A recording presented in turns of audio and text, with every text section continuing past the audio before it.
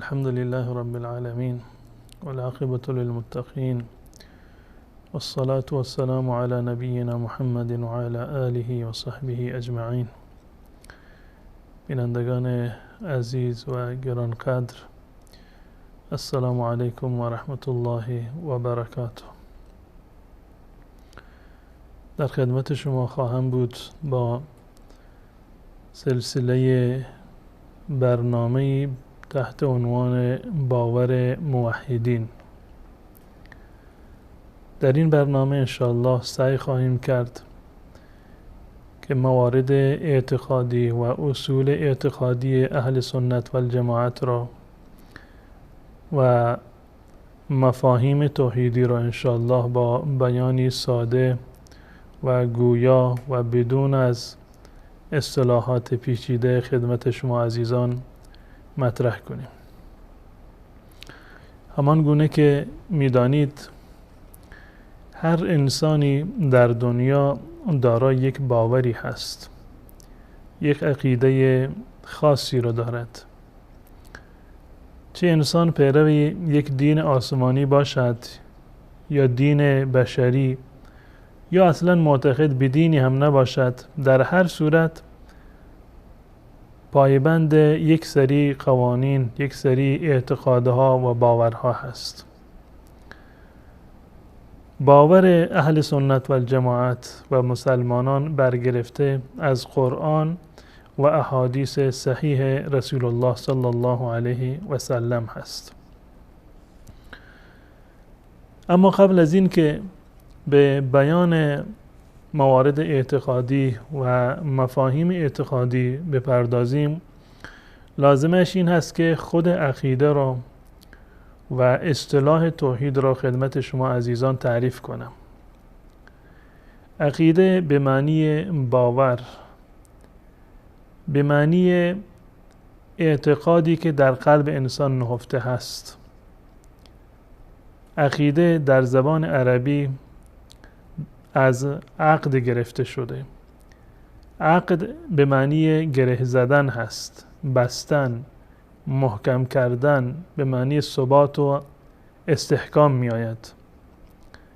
این معنی لغوی عقیده هست و در اصطلاح در باب عقیده وقتی که ما میگوییم که عقیده اهل سنت و الجماعت چنین و چنان هست، عقیده یعنی باور و اعتقاد قطعی و جازم به الله متعال، معتقد بودن به الله متعال و اختصاص الله متعال به عبادت، یعنی همان یکتاپرستی، و ایمان به فرشتگان، کتاب‌های آسمانی، پیامبران الهی، روز آخرت و تقدیر و مطالب جانبی که از این اصول متفرع می شود. این معنی عقیده هست. عقیده یعنی باور قطعی و یقینی که یک مسلمان دارد در مورد الله متعال و در مورد حقی که الله متعال بر بندگان دارد، یعنی همان یکتاپرستی و توحید، و ایمان آوردن به اصول و ارکان دین اسلام و پایه های ایمان. و توحید هم از نظر لغوی به معنی افراد هست. توحید یعنی یک افراد، یکتایی، بی همانند بودن. توحید الصف یا توحید الصفوف یعنی این که همه یک دست باشند، همه در صف واحد قرار بگیرند، متحد و همبسته باشند.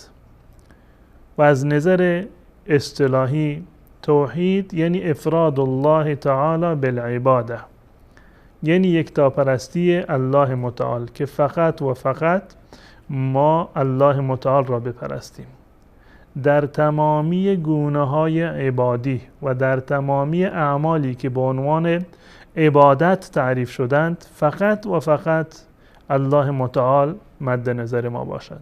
افراد الله تعالی بالعباده یعنی خاص دانستن و منحصر دانستن عبادت فقط برای الله متعال که همان بحث الوهیت هست، یعنی یگانگی و یکتا بودن و پیهمتا بودن الله متعال در باب الوهیت یعنی همان عبادت، و در مورد ربوبیت یعنی این که پروردگاری غیر از الله متعال وجود ندارد، و همچنین در مورد اسماء و صفات الله متعال. یعنی وقتی که ما میگیم توحید یعنی افراد الله متعال، یگانه دانستن الله متعال در باب الوهیت که اله و معبودی غیر از الله نیست، و در باب ربوبیت که رب و خالق و آفریدگاری غیر از الله متعال نیست، و در باب اسماء و صفات الله متعال که اسماء و صفات الله متعال خاص الله متعال هستند. کسی نه در ذات و نه در حق الوهیت و ربوبیت و نه در اسماء و صفات مانند الله متعال و شریک الله متعال نیست. بحث توحید و یکتاپرستی سرشت بشر هست و فطرتی هست که الله متعال بشر را بر اساس این فطرت آفریده است.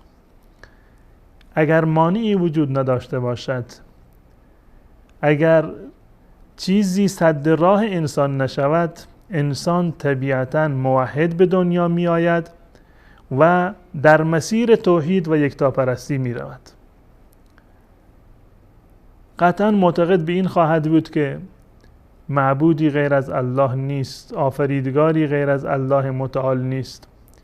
یعنی صرفاً وقتی که یک انسانی به دنیا بیاید و هیچ گونه مانعی در مسیر زندگیش قرار نگیرد، اغوا و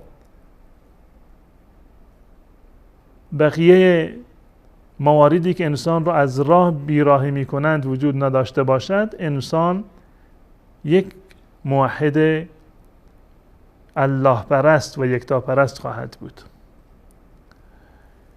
الله متعال در سوره روم می فرماید فاقم وجهک للدین حنیفا، رویت را یکسو بگردان به طرف الله متعال و در پایبندی به دین اسلام. فطرت الله التي فطر الناس علیها، فطرت و سرشتی هست که الله متعال تمام بشریت را بر این فطرت و سرشت آفریده است. لا تبدیل لخلق الله، آفرینش الله متعال متفاوت نیست. یعنی تمام بشریت را الله متعال بر اساس توحید و همین فطرت اسلامی آفریده است. ذلك الدین القیم، دین استوار و راه و صراط مستقیم فقط همین هست، یعنی دین اسلام. ولکن اکثر الناس لا یعلمون، اما بیشتر مردم نمیدانند. یعنی فطرت و سرشتی که الله متعال انسان را بر مبنای آن آفریده همین توحید و یکتاپرستی الله متعال هست.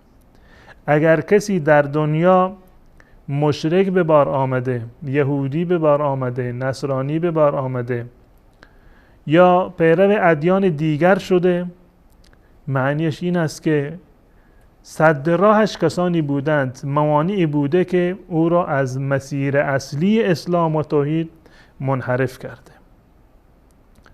همین مطلبی رو که الله متعال در سوره روم آیه 30 می‌فرماید، دقیقاً همین مطلب رو هم رسول الله صلی الله علیه و سلم در روایتی که متفق علیه هست در بخاری و مسلم آمده، این مطلب را کاملاً به صورت واضح و شفاف بیان فرموده. حضرت ابو هریره رضی الله تعالی عنه میگوید که رسول الله صلی الله علیه و سلم فرمودند ما من مولود الا یولد علی الفطره، هر مولودی و هر نوزادی بر فطرت به دنیا می آید.